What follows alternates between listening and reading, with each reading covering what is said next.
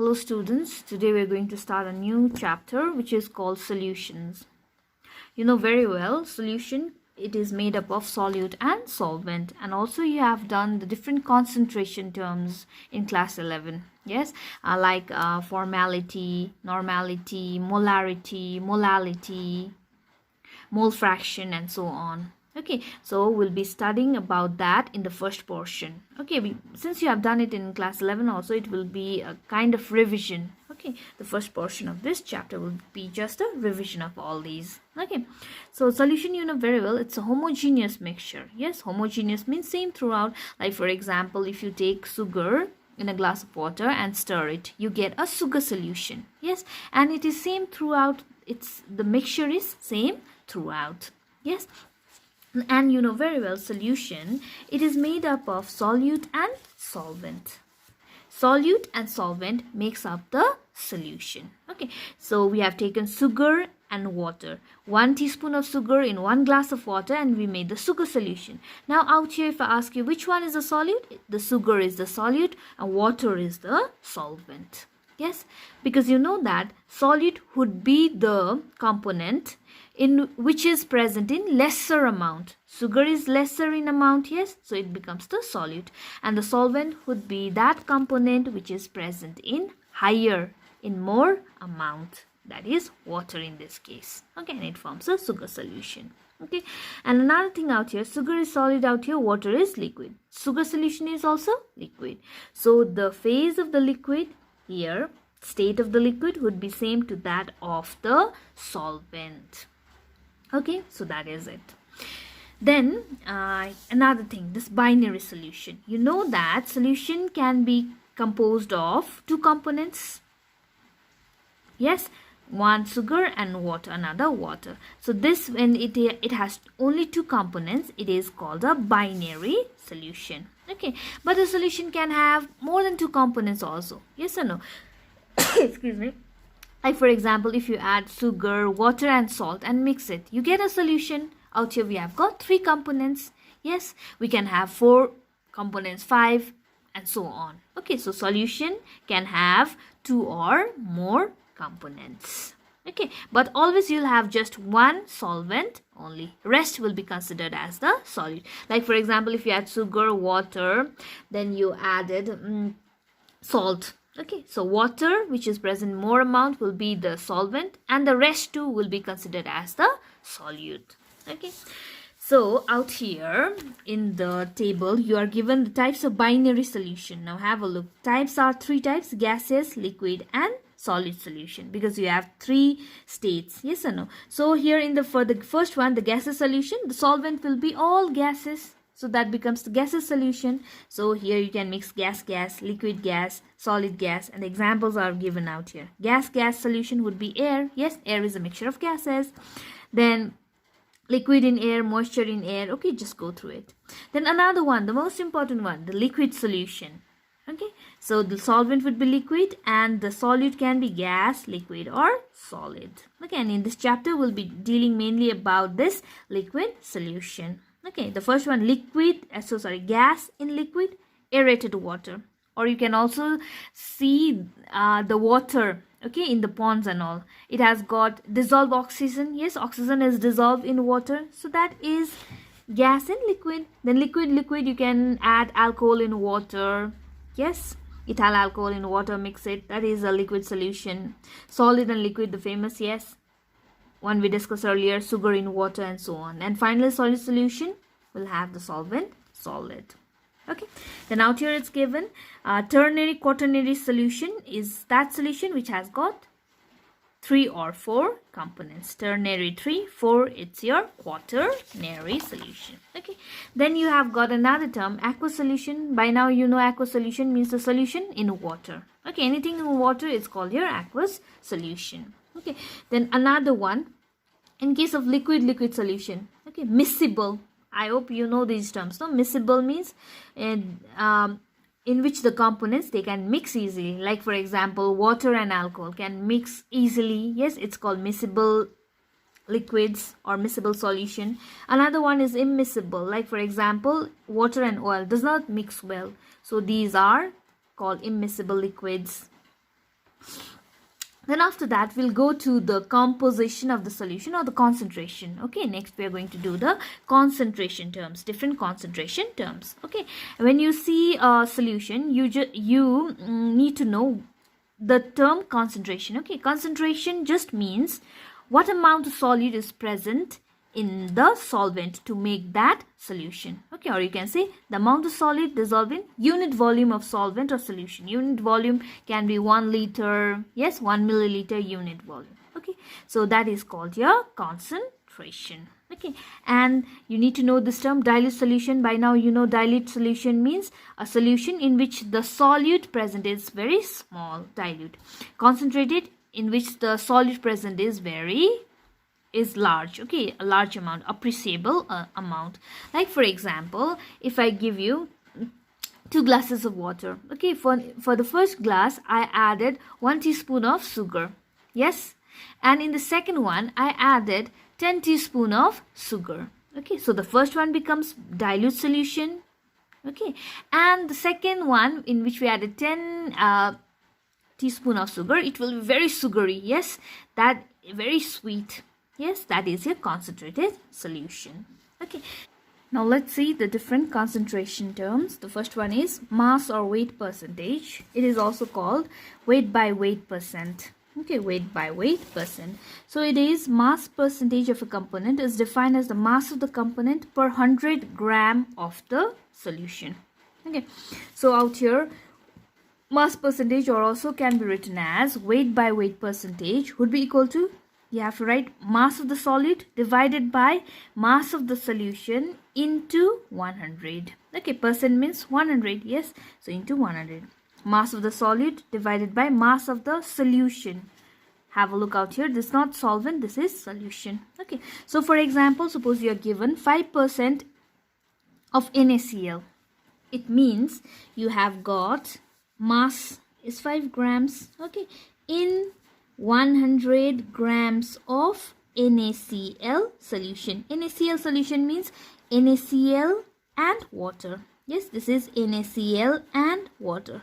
So NaCl is 5 grams and the rest is H2O. Okay, total becomes here 100. That means water would be how much? 95 grams.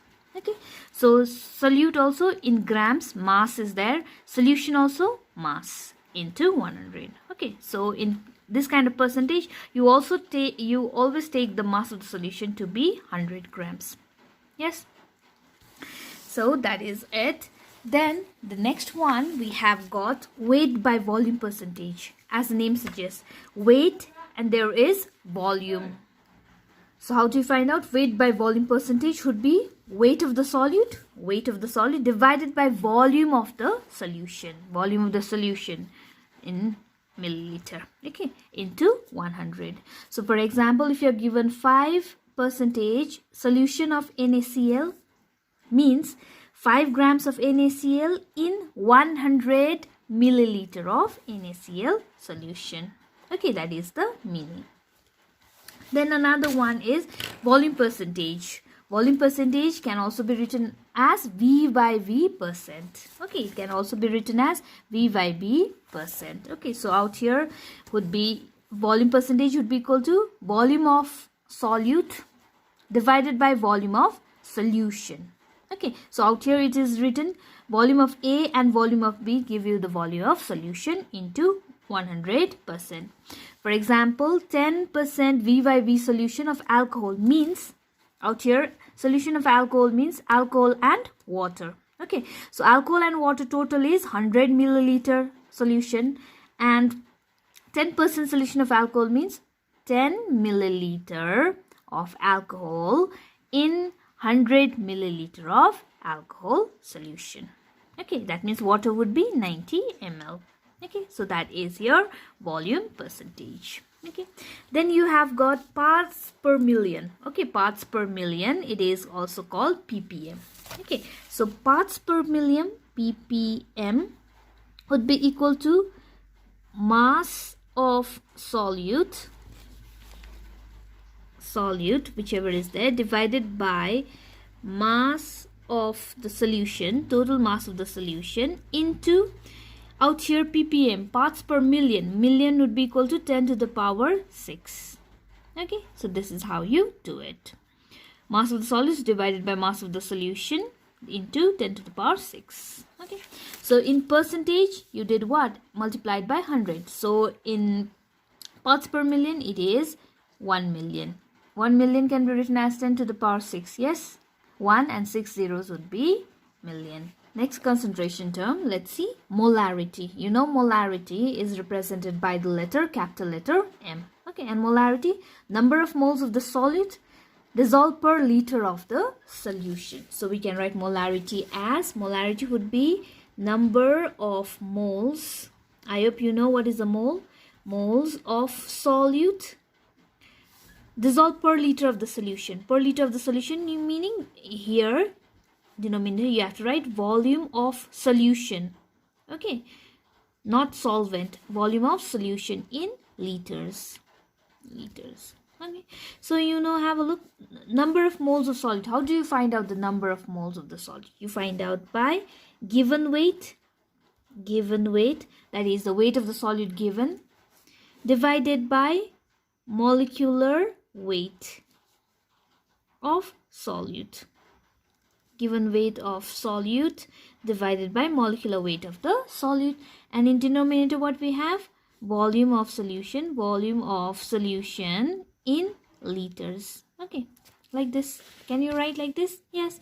Now usually when solution you're mainly given in milliliter. Okay, so let's change this into milliliter. So we'll get given weight of solute divided by molecular weight of solute into, okay, out here volume of solution. Now we are doing in milliliter. How do you change liter to milliliter?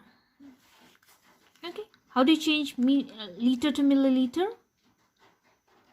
What do? You divide by 1000. So divided by 1000 will give you this. Okay, so molarity can be written as weight of the solute divided by gram molecular weight of the solute into 1000 divided by volume of the solution in milliliter. Yes, and molar solution. 1 molar solution means a solution which contains 1 gram molecular weight in 1 liter of the solution. Like for example, 1 molar solution of oxalic acid. Oxalic acid, you know the formula is like this, no? COOH. If you find out the molecular weight of this one, it's gonna be 126 grams. Okay, so this is 1 mole. 1 mole. You know how to find out the molecular weight? Yes, this is 1 mole. So 1 mole in 1 liter solution. Okay, 1 mole of this in 1 liter solution, that would be equal to 1 molar solution. Okay, so 126 grams in 1 liter of what? The solution. Okay, would be here 1 molar of oxalic acid. Okay, the next one we have got is molality. Okay, molality is represented by the small letter M. Okay, it's the number of moles, here also number of moles dissolved in 1 kg or 100 grams of the solvent. Okay, you have to keep this in mind. See the difference? Molarity and molality quite similar. Number of moles only, number of moles of the solid. Here in 1 liter of the solution, volume is there of the solution. Out here is 1 kg of the solvent. Okay, so here molality M can be written as number of moles of solute divided by mass of solvent. Solvent here. Okay, not solution. Solvent in kg.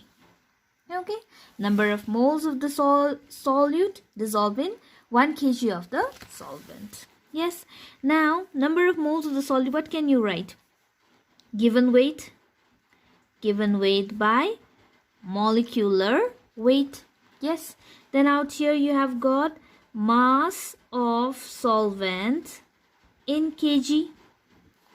Yes, now usually mass of the solvent, if you take it in grams, what do you get? Given weight by molecular weight into mass of solvent in grams.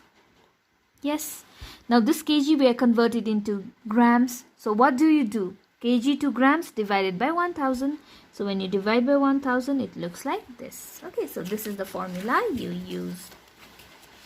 So you will have, see, weight of the solid divided by the molecular weight of the solid, given weight by molecular weight, into 1000 divided by weight of the solvent. Okay, weight or mass. Okay, you can also write this as mass. Okay, weight and mass are same in chemistry.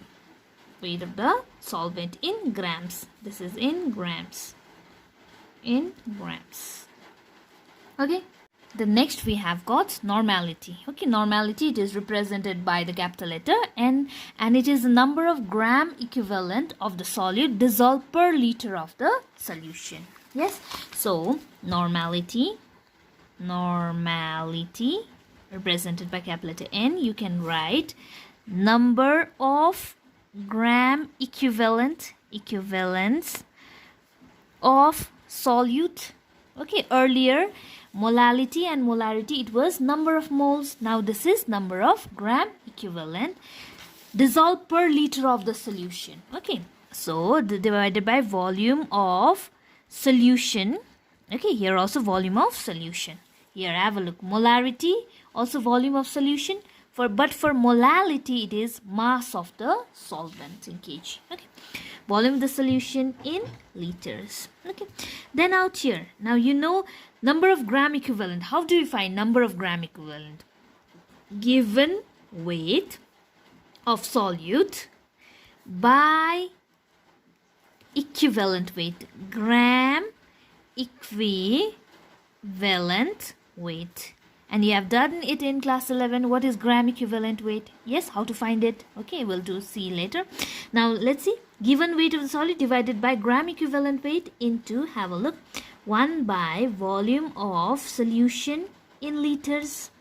Yes, again if you have to change it into given weight of solute divided by gram equivalent weight, change it into milliliter, volume of solution in milliliter divided by 1000. So this is what we get. Okay, weight of the solute, that is given weight of the solute divided by gram equivalent weight into 1000 divided volume of the solution in milliliter. This is how we get. Okay, and here the gram equivalent weight. Okay, how do you find equivalent weight? Equivalent weight, you have done it in class 11. Equivalent weight would be molecular weight you know how to find, divided by factor n. Okay, now this factor can be anything. Like for example, have a look, equivalent weight of an element. If you have to find out, you have to find out the atomic weight or the atomic mass of the element divided by factor n. Out here would be valency. If it is an acid, okay, acid, equivalent weight of the acid would be molecular weight, yes, of the acid divided by factor n. Out here would be basicity, number of replaceable hydrogen. For base, it is gonna be equal to molecular weight divided by acidity, number of OH. Okay, and for salt, total positive valency of metal atom. Yes. Okay, then a normal solution is that which contains 1 gram equivalent per liter. Like for example, oxalic acid. Okay, oxalic acid equivalent weight, how do you find out? Molecular weight divided by basicity. Factor n is basicity out here. Molecular mass 126, you know how you got. Yes, then divided by n, value of n out here, how many replaceable hydrogen? 2. So equivalent weight is 63 grams. So one normal solution of oxalic acid is 63 grams in 1 liter solution. Okay, then you know, this is one normal. Then 1 by 10 is 0.1 normal. n by 2 normal, it's also called semi-normal. N by 100, centinormal. 10 normal, decanormal, pentanormal, and so on. Yes. And the last one we have got is mole fraction. It's an important term. Yes. And you know very well, mole fraction in simple words would be the fraction in terms of moles. You know you have done fraction. Yes or no? Like you've learned, like you have got a pizza out here. If you divide it into 4 pieces, this part, this fraction, it is 1 divided by how many total are there? 4. Okay, this portion is 1/4. Yes. Then this portion is 1, 2, 3. 3 divided by 4. 3/4 portion. Yes. Similarly, if you do the same for moles, that is called your mole fraction. Okay. Like for example, if you have in a solution two components, A and B. Okay, A and B. A, number of moles of A is 1. Number of moles of B is 3. Okay. So out here, mole fraction of A would be, mole fraction of A would be how much? 1. Number of moles of A is how much? 1. Divided by the total number of moles. Yes, divided by total. Number of moles of A, mole fraction of A would be number of moles of A divided by total. Number of moles, how many of A? 1. Total is how much? Total is, it consists of A and B. So total is 1 plus 3 equals to 1 by 4. Of B, mole fraction of B would be how much? It has got 3 and total is 4, 3/4. Okay, this is how you do it. So have a look. Mole fraction is the ratio of the number of moles of one component to the total number of moles in the solution. It is represented by, have a look, X. It is also called zeta. Okay, you can write it as X. So for binary solution, suppose it has A and B.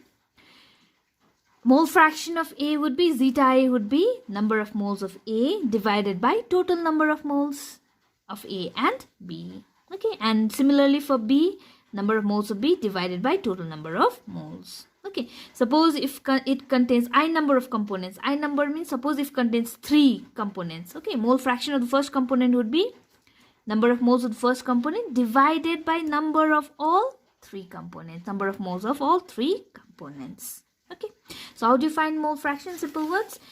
Mole fraction, number of moles of that component divided by total number of moles of all the components present. Okay, so those are the concentration terms that we need to keep in mind. Okay, and I've made the list out here.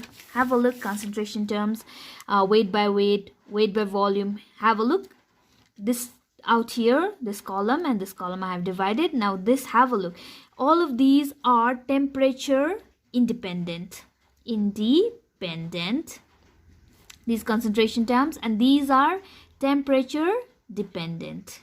Okay, temperature dependent. DEPENDENT, dependent, meaning they change when the temperature changes. Now if you look out here, they will have the volume terms. Volume, you know that volume changes with temperature. Yes, and these concentration terms have got volume in them. Yes, weight by volume, volume here. Molarity, number of moles per liter of the solution. Here also per liter of the solution. Volume, that means they are temperature dependent. Now out here I have written these are temperature independent. They do not have volume component in them. They have mass component, and you know that mass doesn't change with temperature. See, weight by weight. Mole fraction also, number of moles divided by total number of moles. Yes, all mass. Yes, there is no volume. Molality, number of moles divided by the mass of the solvent. Yes, this is also temperature independent. Parts per million, temperature independent. Okay, so the concentration terms can be divided into one that is temperature independent, another that is temperature dependent. They are temperature dependent because they have volume term in it, and volume changes with change in temperature.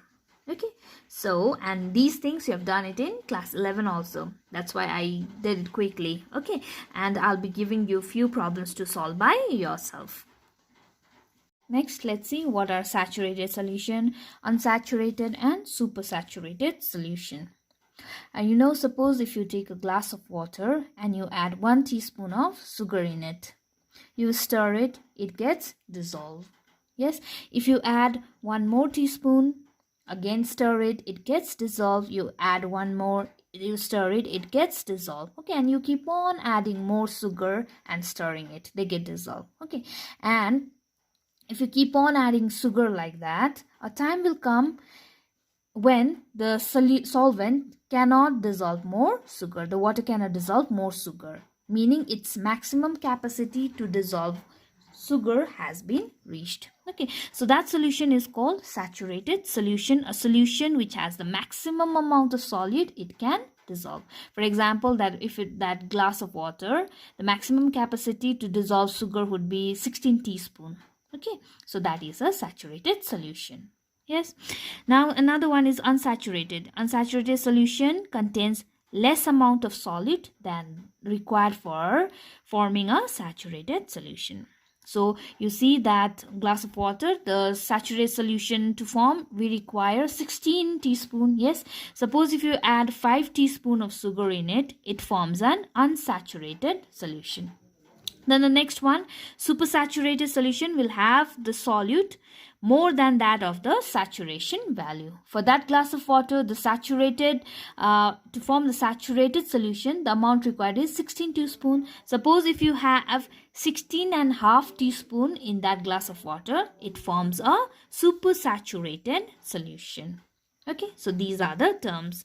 Then you have got the solubility term. Okay, solubility is nothing but just the amount of solute, okay, in gram that can dissolve in 100 grams of the solvent to form a saturated solution. You have to take 100 grams of solvent, okay, and the amount of solute in grams required to saturate that solvent is called solubility. Okay, like for example, if you take 100 grams of water, okay, then to saturate this 100 grams of solvent, the amount of sugar required is 16 grams. Okay, so 16 grams would be the solubility value for sugar. Okay, then after that, let's see factors affecting the formation of a solution, or you can see factors affecting the solubility. The first one, solubility of solid in liquid. Okay, solid is the solute and liquid would be the solvent. Okay, the solubility of solid in a liquid, like for example, sugar in water. Yes, salt in water. Okay, let's see. There are two factors out here. The first one is nature of the solute and the solvent. Okay, so for the factors affecting would be the first one, nature of the solute and solvent. Out here you need to know is, you know very well that like dissolves like. Okay, meaning polar solutes, they get dissolved in polar solvent. Okay, like for example, you have got NaCl. Okay, NaCl is salt. It's a polar solute. Yes, it's polar. It's ionic. It can dissolve in water. Okay, which is a polar solvent. Yes, here polar. Okay, like dissolves in like. Okay, separation of charges. Here also separation of charges. Now suppose if you take benzene, it's non-polar. Benzene is C6H6. It can dissolve in CCl4. You know, this is carbon tetrachloride. It's also non-polar. Okay, so non-polar solute dissolves in non-polar solvent. Polar dissolves in polar solvent. Okay, so if you see the attraction here in Na and Cl should be comparable to that of the other one. Okay, solvent. That is how it dissolves. Like for example, have a look here. Water will have del minus charge and del plus charge here on hydrogen. It has got plus and minus. So Na, that positive, the negative of oxygen will surround it. Oxygen. So it will have H2, OH2 like that. And the chloride Cl minus, the positive will surround it. H. Out here will be OH, like that. Okay, this gets separated and Na and Cl get separated and they get dissolved in water. Okay. So out here, another thing, a substance dissolves if its hydration energy is greater than the lattice energy. Okay. Now lattice energy is the energy required to form the crystal lattice. Okay, so out here NaCl will be present in the form of like crystal lattice. Yes or no? NaCl like this, or arranged NaCl, Na. Okay, there will be attraction between the different ions. Okay, so the amount of energy required to pull apart this Na and Cl to break this crystal lattice is called your lattice energy. Okay, and hydration energy given out. Hydration energy will be the energy given out when NaCl dissolves in water. Okay, so they're saying the hydration energy should be greater than lattice energy. Okay, then it will get dissolved. Okay, the lattice energy should be less than the hydration energy.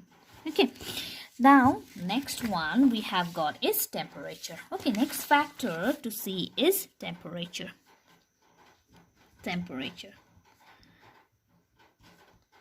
Okay, temperature. Now you know that solute, okay, and solvent, it will give you solution. Okay, now temperature, how it affects is that first you have to see whether this process is exothermic or endothermic. Okay, solid, when it dissolves in solvent, it forms a solution. It can be endothermic. You know endothermic, E-N-D-O-T-H-E-R-M-I-C, endothermic. Endothermic means heat is taken in. Okay, it can be exothermic as well. Exothermic means heat is given out. So suppose if the process, this forward process is endothermic. Now if you increase the temperature, what happens? You have done this in class 11, no, equilibrium, Le Chatelier's principle. Okay, endothermic reactions, if you increase the temperature, what happens? It will go in the forward direction. Okay, it is favorable. Okay, it shifts in the forward direction. So what happens is that forward direction means solubility, it increases. Okay, for endothermic reaction with the increase in temperature, solubility increases. Have a look, solute and solvent. Okay, giving solution. This is endothermic, meaning to form the solution, heat is taken in. Yes, if you increase the temperature, what happens? That increase in temperature will go to drive this process in the forward direction. Okay, more temperature is given, more heat is supplied, meaning more soluble. Okay, solubility increases. An exothermic reaction with increase in temperature, okay, the solubility decreases. Okay, you know, for exothermic reaction, increase in temperature, it's not favorable, no? So solubility decreases. You have to keep this in mind. Okay, so solubility of solid and liquid, two things: nature of the solid and solvent. Polar dissolves polar, non-polar dissolves non-polar, like dissolves like. Then temperature. For temperature, you have to see whether it's the reaction, the process is exothermic or endothermic. Okay, for endothermic, with increase in temperature, solubility increases, and for exothermic, with increase in temperature, the solubility decreases. Okay, so these are two things you need to keep in mind. Next one you have is the solubility of gases in liquid. Okay, now let's see solubility of gases in liquid. Like for example, oxygen, carbon dioxide in water. Okay, solute is gas, solvent is liquid. Okay, so here also we have got the first one, nature of gas and liquid. Okay, here also same thing, polar will dissolve more in polar and non-polar will dissolve more in non-polar. Okay, another thing is also there, easily liquefiable gases, they dissolve more in the solvent. Okay, easily liquefiable gases meaning gases that can be liquefied easily. Okay, Okay, like for example, carbon dioxide, ammonia, HCl. Okay, they can be easily liquefiable. Okay, easily liquefied. So they dissolve more in solvent. Okay, more in very common solvent like water and all.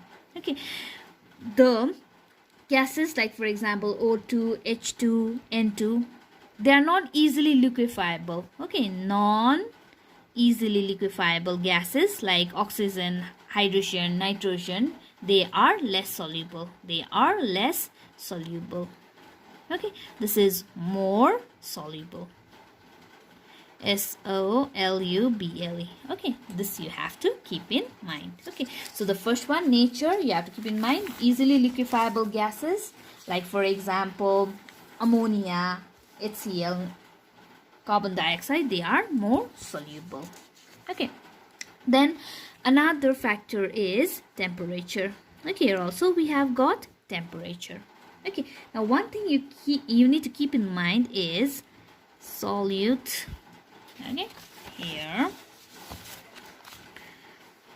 plus solvent. Okay, forming solution, solute gas and solvent liquid. When they form solution, when gases dissolve in liquid, this process is mostly exothermic.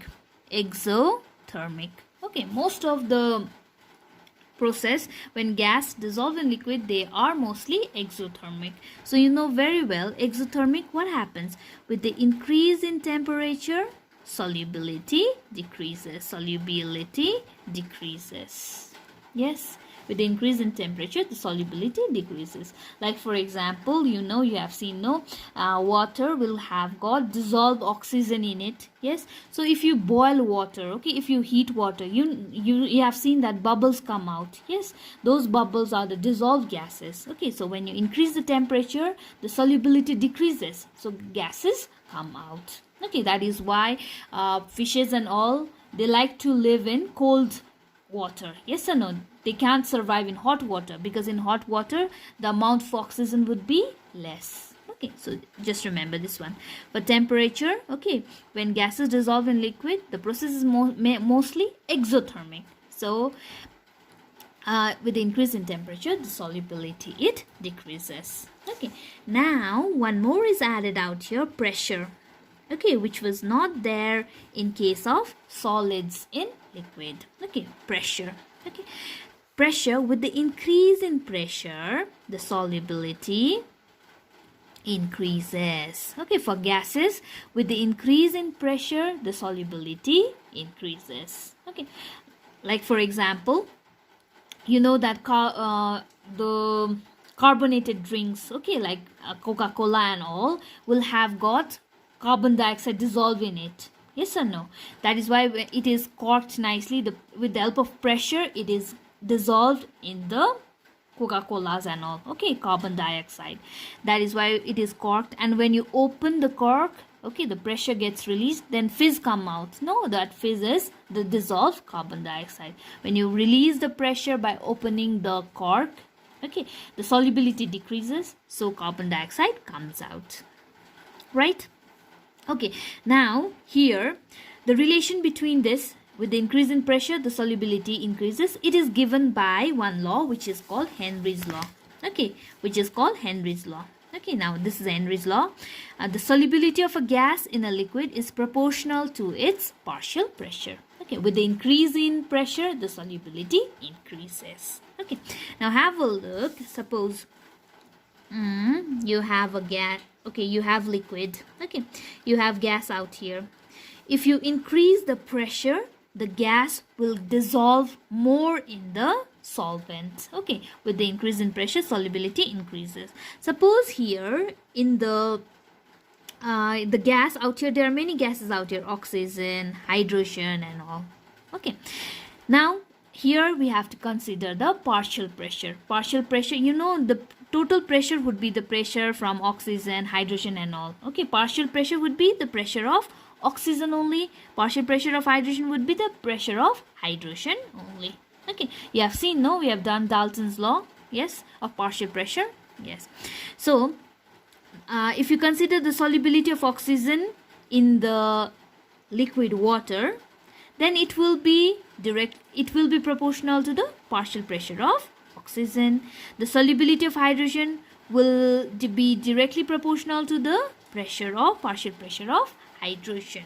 That is the meaning. Okay, the solubility of a gas in liquid solution is proportional to its partial pressure. Okay, when there are more than one gases present over the liquid, then we use the term partial pressure. Okay, then out here, the solubility, it is denoted by this one, mole fraction, X. Okay, so now have a look. Now suppose this gas, okay, we have got water, okay, oxygen is out here. Okay, we apply more pressure, more amount of oxygen is dissolved. Okay, more amount of oxygen is dissolved, meaning the mole fraction in here, okay, in solution of oxygen and water, the mole fraction of oxygen increases in the water. Yes, mole fraction. Okay, so solubility can be denoted by X. Okay, X is the mole fraction of O2. Okay, mole fraction. Mole fraction means how much amount of oxygen is present in water. Dissolved oxygen gas is present in water. Okay, it can be denoted by mole fraction of oxygen in water. I hope you are getting this one, no? So solubility can be determined or can be denoted with the help of this one, zeta. You know mole fraction? Okay, mole fraction of gas in solution. In solution. Okay, so you can write the solubility is directly proportional to pressure. X, the mole fraction, can be written as the solubility. Okay, or you can write pressure is directly proportional to X. Yes, X is the mole fraction of oxygen in water, and if you remove this, okay, we have a constant KHX. Okay, this constant, it is called your Henry's constant. Okay, Henry's constant KH. Okay, so I can write KH is equals to P divided by X. Okay, so if you plot out here pressure, partial pressure, okay, and if you plot solubility denoted by X. Okay, so solubility of gas in liquid, okay, you'll get a straight line like this, straight line passing through the origin. Okay, the slope of this line will give you the value of KH. Okay, slope KH will give you the value of here. Have a look in the book. Here you are given you are plotting the partial pressure versus mole fraction for oxygen, nitrogen and helium. Okay, so you get lines like this. Now let's see the application of Henry's law, the first one. So Henry's law was nothing but just the solubility increases with the increase in pressure. Okay, so these are the three factors. Now let's see the application of Henry's law. Henry's law states that with the increase in pressure, the solubility increases. So it can be applied to carbonated beverages, okay, like Coca-Cola, Sprite and so on. And you know that there you have got carbon dioxide dissolved in it. We talked about it earlier. Yes, so the carbon dioxide that dissolves in the water, it will be done at very high pressure. Okay, so the pressure is applied to dissolve carbon dioxide in water. Okay, that is carbonated beverages. Okay, and it is corked. Okay, so when the bottle is open, the cork is open, you know, the pressure decreases, so the solubility decreases, so the carbon dioxide dissolved in the solution, it tries to come out as fizz. Okay, so that is it. Then next one we have got decompression sickness called bends. It is related to Henry's law.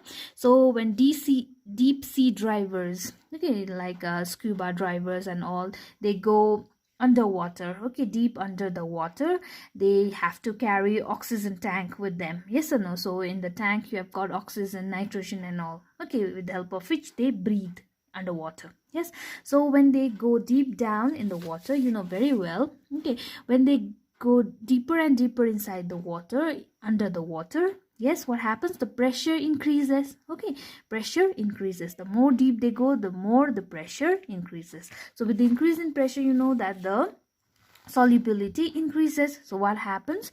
The more oxygen and more nitrogen, they gets dissolved in the blood. Yes, in the blood, because of the increase in pressure. Okay, fine. So when they come out of the water, what happens? From deep underwater, when they come up outside the surface, yes or no, what happens is the pressure decreases. Yes, so when the pressure decreases, the solubility, it decreases. So what happens? These dissolved nitrogen, they come out, okay, when the pressure decreases. So they will be released in the form of bubbles in the blood vessels. Okay, and that is very dangerous. Okay, they can even cause death. Okay, that is called your bends. Okay, then another one is due to low partial pressure at higher altitude. You know very well, in higher altitudes, okay, the pressure is less.